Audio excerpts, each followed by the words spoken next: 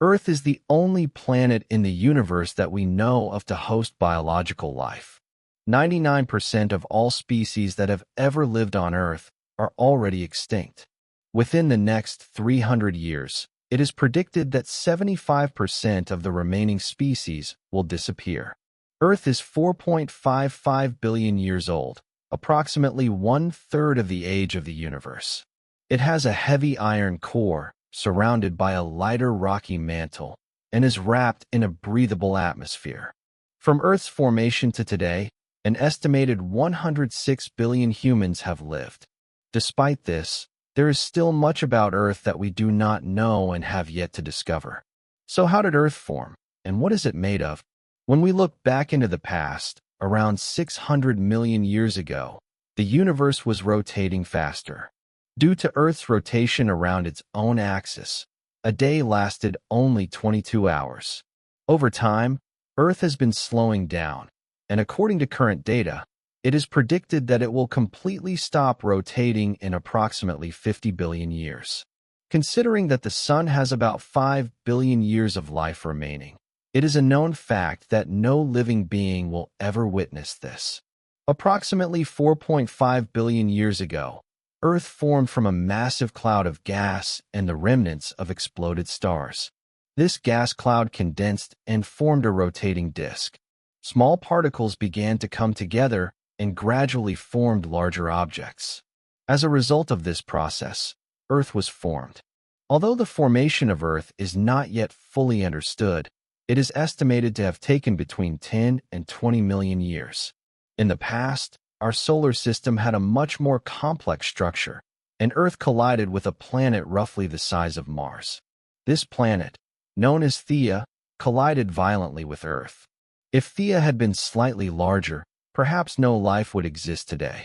The material scattered during the collision settled into orbit and formed the Moon. The Moon is known as the largest satellite in the solar system relative to its planet. Earth was like a hell, exposed to constant asteroid bombardment.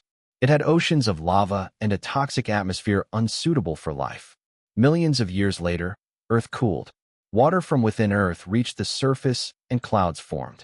After the clouds formed, rain began to fall.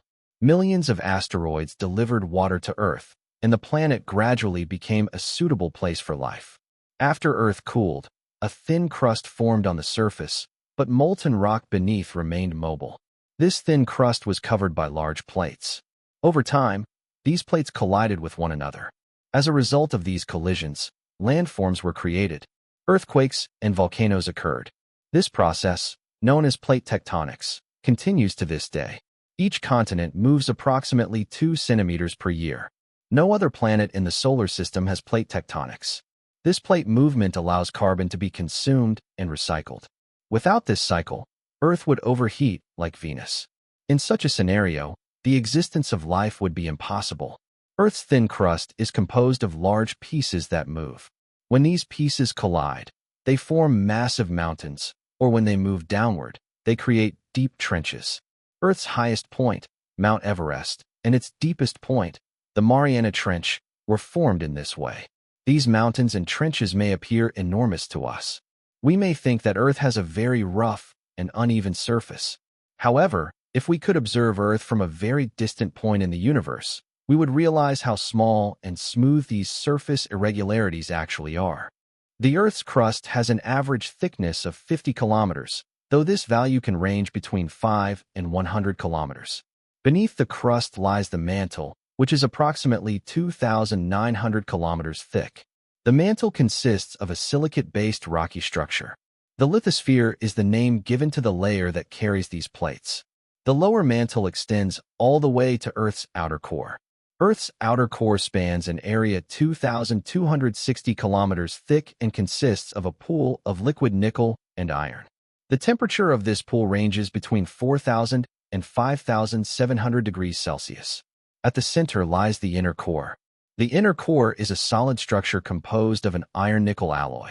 It has a radius of 1,220 kilometers. This is equivalent to 70% of the Moon's size.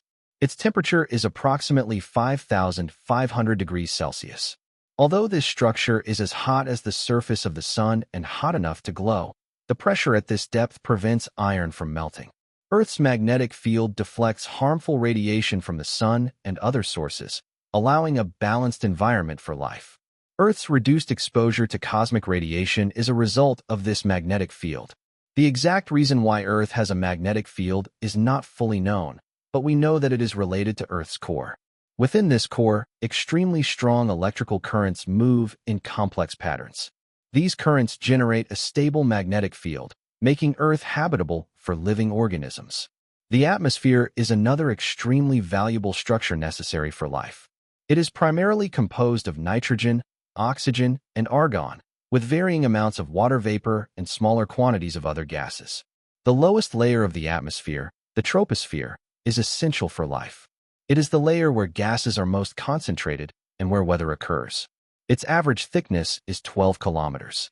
Above it lies the stratosphere, which contains the ozone layer. The stratosphere protects living beings from the sun's ultraviolet radiation. Above the stratosphere is the mesosphere, the coldest region of Earth, with an average temperature of -85 degrees Celsius. Above the mesosphere lies the thermosphere, starting at approximately 90 kilometers altitude. The beginning of space is generally accepted to be 100 kilometers above sea level. However, this boundary is not precisely defined. It is known as the Kármán line. The outermost layer of the atmosphere, the exosphere, extends up to 10,000 kilometers. It gradually merges with outer space. Beyond this lies the vacuum of space, where atoms and molecules are so far apart that they can travel thousands of kilometers without colliding. Why was this planet, home to countless life forms, named Earth? Have you ever thought about it? You might assume the name comes from Roman or Greek mythology. This is completely wrong and an exception. Before the invention of the telescope, the Romans named the 5 known planets after their gods. Neptune, discovered later, was also named after a Roman god. However, the other 2 planets, Earth and Uranus, are complete exceptions. The word Earth has Arabic origins and means that which is below, or the ground. On our planet, where thousands of people are born every day, the existence of humanity represents a very small portion of Earth's history, perhaps as little as 0.007%. Isn't that fascinating? There are billions of humans and even more living species on Earth. Despite many discoveries about our planet, could it be that we only know 0.00001% of it? One thing is certain: Earth will always remain open to discovery and will continue to be one of the most mysterious parts of the universe for humanity.